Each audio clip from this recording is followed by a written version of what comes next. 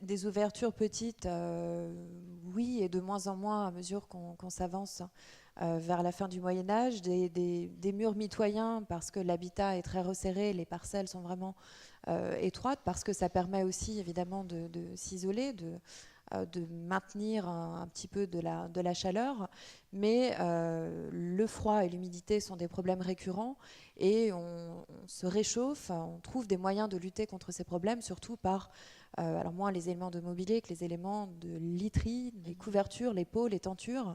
Encore que pour les tentures, il faille évidemment là aussi avoir des moyens financiers particuliers. Personne dans on pourrait dire le commun peuple ne pouvait acquérir des tapisseries pour les disposer sur les pièces, hein, ne serait-ce que d'une salle, d'une pièce d'habitation à vivre.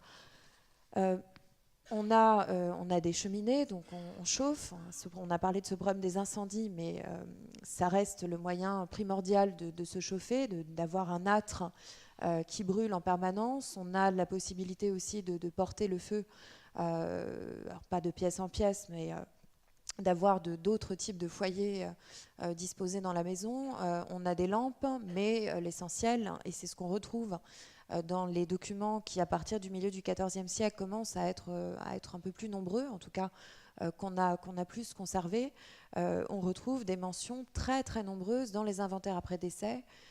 Une grosse partie de l'inventaire après décès va nous parler de literie, de coussins, de couvertures, vraiment des pièces textiles qui soit garnissent les murs, garnissent les bancs aussi de la maison.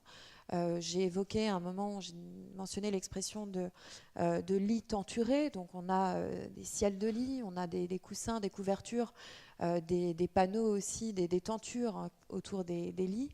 Donc on essaye le plus possible de se concentrer sur des pièces de vivre, sur certaines pièces et pas d'autres, de les chauffer en permanence, de fermer les volets de bois ou d'avoir des volets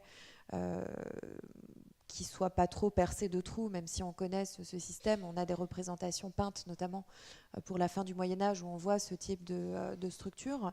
On utilise de la peau, on utilise de la laine, on se vêtit aussi, évidemment, en conséquence. Donc c'est plus un moyen de garder la chaleur corporelle, j'ai envie de dire, et la chaleur du foyer, la chaleur de la cheminée.